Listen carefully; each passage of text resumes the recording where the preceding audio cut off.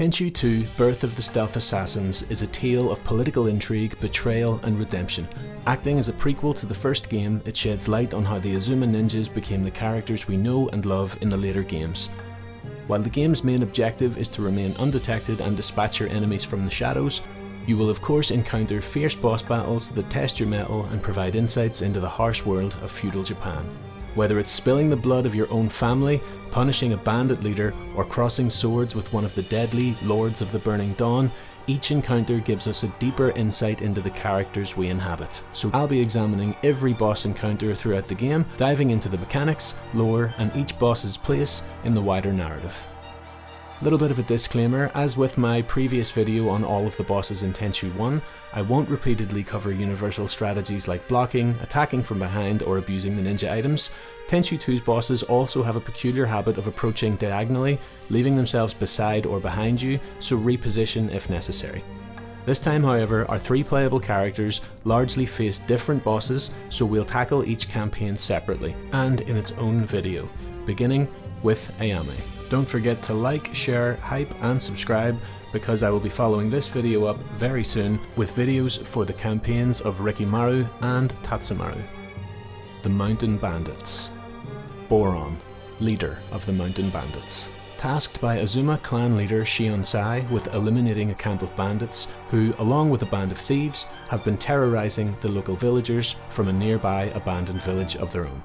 Ayame encounters the imposing bandit leader, Boron, riding a horse at the headquarters of the bandit camp. An absolutely enormous man who dwarves Ayame and most of the other character models, he has the stereotypical look of a barbarian, unkempt hair, unshaven beard, and wearing tattered, worn clothing and armour. His appearance, location and weapon choice, a giant hammer, suggest that he may have been some sort of manual labour worker, perhaps a stonemason, lumberjack or miner, who eventually turned his hand to crime, rising to the top via his imposing stature. As Ayame approaches in her usual nonchalant style and listens to Boron's bragging, "You're the head idiot around here, aren't you?"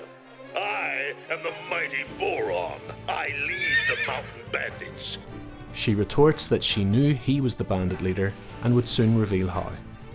As mentioned, Boron fights with an enormous hammer that he swings with ease due to his almost inhuman strength. Boron, who has 180 HP, utilizes overhead strikes, spinning attacks, items, and fast combos. He can deal a lot of damage quickly and has a surprisingly long range. Given Ayame's short range of combat, it can become an awkward fight. However, his attacks are mostly lumbering and slow and can be blocked or countered with Ayame's much faster combos.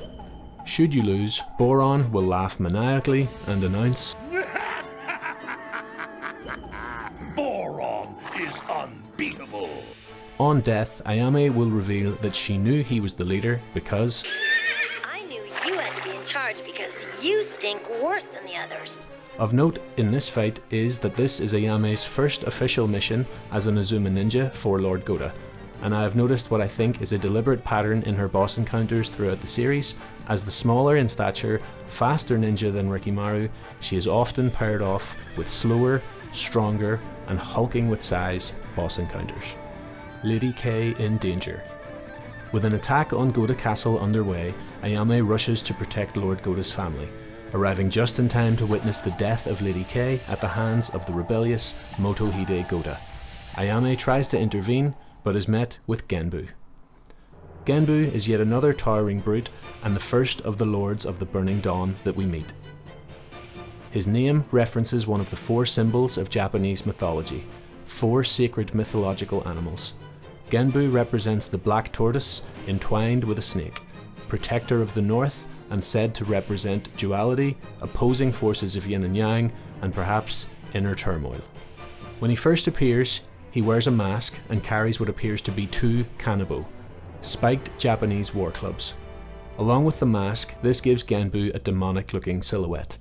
His design appears to be very deliberate, wielding dual kanabo, traditionally 2-handed weapons with one hand, to demonstrate his unnatural strength.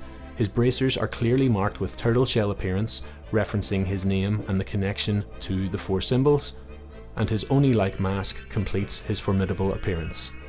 However, he is also played for slapstick comic relief, which plays into the duality and inner struggle of the Genbu symbol. Towering brute strength, fighting his more comical and dim-witted nature. He challenges Ayame to a fight, saying, You want to fight? You fight Genbu, master of ninja sneaking! And she of course accepts, saying, What a shame. You looked so much better with the mask on. Genbu has an enormous health pool of 295 HP, and can deal significant damage with his weapons using combos and powerful strikes. Due to his huge health pool, this fight can feel like a war of attrition, but you need only reduce his health by around a half before he flees. Should you lose, in victory, Genbu is still played for laughs, saying, Oh!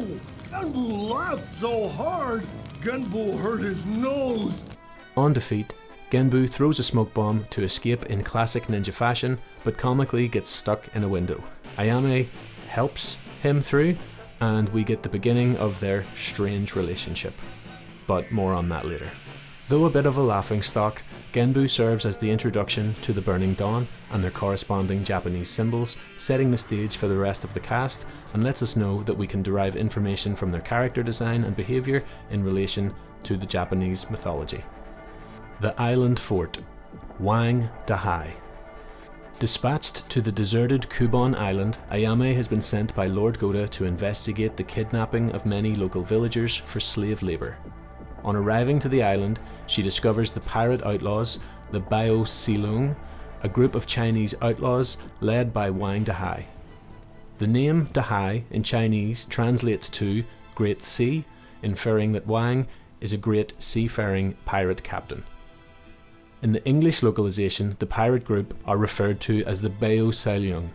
However, looking at the original Japanese text, it is more accurately translated to the Northern Luzon Pirates, a reference to an island in the Philippines. From this, we can assume that this group of Chinese pirates who operate out of the Philippines have been hired by the Burning Dawn to kidnap people in Japan, lending itself to this group being an international crime syndicate. Wang is distinctly Chinese in appearance, wearing long traditional style Chinese robes.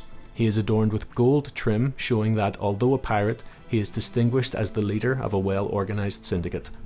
On encountering Wang, Ayame sheds some of her more usual sarcastic demeanour, clearly recognising the importance of the situation in regards to Wang using slave labour, saying, You dare make slaves of Ayame's people? Showing that Ayame, while immature, especially in this prequel, does have a strong sense of honour. Wang has 100 HP, wielding a dao, a curved Chinese sword. His Chinese identity is again clear in his combat style, utilising wide flowing cuts and elaborate spinning manoeuvres, giving a cinematic wushu style quality to the encounter. The fight takes place on terrain with many hill-like surfaces which can be used to your advantage. With his lower HP and good use of items, it should be over fairly quickly, but do be aware of his speed, unpredictable movement and combos. Should Wang win the encounter, he will triumphantly hold Ayame's dead body above his head, where despite some of his stilted dialogue, you can see that he really is a ruthless and brutal man. On defeat, he will lament his own death, and Ayame mocks him, saying, Will you quit whining? What a sore loser. Though not a member of the Burning Dawn, Wang's inclusion in the game nevertheless adds to the world building. A ruthless pirate group willing to enslave people in contract work for money. Considering the Burning Dawn's ethos is to free the ninja from the slavery of their lords, this exposes a hypocrisy in their morality, having hired a foreign pirate group to enslave their own people. Quarantine Village. The snake, the frog, and the slug. An infectious disease has started to spread through Lord Goda's lands, and he has established a secret quarantine village for the infected. The Burning Dawn have discovered this and start to attack the sick. Ayame is sent to defend them. Eventually, Ayame encounters the most seemingly out-of-place boss encounter in the game, the snake, the frog, and the slug. While Tenchu 2 widely abandons the more supernatural elements of the rest of the series, this trio is the one area where we do get somewhat of a glimpse of it. Initially, they seem very out of place and nonsensical, especially to those in the West, in this otherwise grounded political story. However, a deeper look reveals a very deliberate origin. The three are a physical manifestation of the Japanese concept of San-Sukumi, the power triangle, a three-way deadlock. Similar to the Western idea of rock, paper, scissors, the Eastern concept of San-Sukimi comes from a hand-guessing game where the frog defeats the slug, which in turn defeats the snake, who can defeat the frog, creating a triangular power dynamic. This concept was later incorporated into a popular literary work named Jiraiya Goketsu Monogatari, wherein the characters have magical abilities related to the three animals named. Each of the three characters in the game has traits and a colour scheme that represents their associated animal, with the snake, by example, being green and slender, the slug being short and round with a brown palate, and the frog having oddly proportioned limbs. Whether this trio actually has supernatural abilities themselves or are simply elaborately dressed in animalistic armour is hard to determine with the PS1's 3D models. However, given their animalistic voices and features, as well as their relation to the magical characters in Japanese popular culture, I would lean toward this being a more supernatural entity than an aesthetic quality only. Forming one of the more complicated fights in the game, as you have to fight all three at once, the trio each only has 50 HP, for a total of 150 HP combined. Facing the three at once can be strategically difficult, but it is best to begin combat by retreating to attempt to separate them for an opening. Each of the three move at varying speeds and will try to chase you down for the entire encounter. However, it is worth noting that they can attack each other, so you can attempt to bait them into doing that while picking them off one by one. The environment is also a great help here, with pillars standing in the arena that you can hide behind to regroup. Each of the three have differing combat abilities, ranging from long claw attacks, a rangy halberd, and short up-close kicking attacks. It can be very damaging to be swarmed by all three at once. Liberal use of explosive items or caltrops can be helpful here. Should you die against the trio, we simply see an animation of the slug delivering the killing blow to Ayame. On dispatching the trio, Ayame doesn't pay them any tribute or insult, instead simply pressing on with her mission. I find it interesting that the concept of this trio is that they are adversarial to one another in the original Japanese tradition, and that they can mechanically attack each other during the fight, even if by mistake. The triangular power dynamic and apparent supernatural element of this boss fight stands out among Tenchu 2's otherwise grounded story, but does serve as an indicator of things to come chronologically later in the series. In Pursuit of Tatsumaru. Chiro. Following the trail of rogue ninja Tatsumaru, the Azuma ninjas are led through the bamboo forest and encounter Byakko, one of the four lords of the Burning Dawn, and Chiro, his pet tiger. Deciding that Chiro will fight Ayame, Byakko chooses to fight Rikimaru, so more on that later. Byakko commands Chiro to attack Ayame, and the tiger obeys. This establishes a link between the two, that they are able to communicate at least in some form. Having a natural white tiger design, he is one of the more straightforward bosses narratively, a pet obeying his master's command. What isn't straightforward though is the fight itself. If you're going to get stuck on any boss in Tenchu 2, it's probably this one, so you're going to want to go in prepared. Chiro has a massive health pool of 200 HP, has a tendency to block everything you throw at him, and his hit detection is limited to his head. You cannot attack from the side or behind effectively. Even if you could, he maneuvers so quickly that it's hard to get there or stay there, meaning you are constantly head to head with his deadly claw attacks. I heavily recommend bringing your ninja armor if you have it unlocked, or as many health potions and grenades as you can. Encircled by bamboo, the camera can also become an issue in this fight if backed against the wall. Should Chiro kill Ayame, you will see a rather brutal depiction of Byakko and Chiro celebrating over the defeated ninja, and even Semimaru the dog. On killing Chiro, we will see that the faithful Azuma ninja dog Semimaru does in fact survive, and lent a paw to the battle.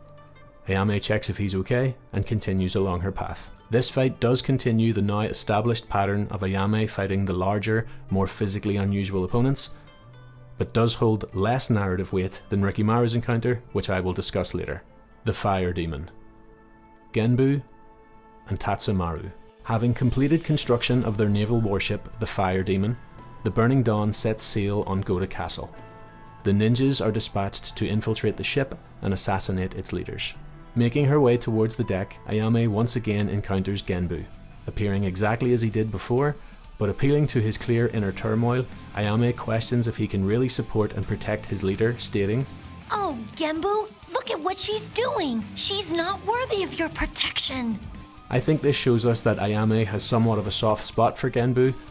She sees the good in him and would prefer not to have to kill him. In a somewhat sad reply, Genbu talks about how everyone but Kagami, leader of the Burning Dawn, has made fun of his intellect, while she recognizes his abilities, stating, Everybody says, Genbu, you big dumb oaf, and everybody laughs. But Lady Kagami says, Genbu, you did good.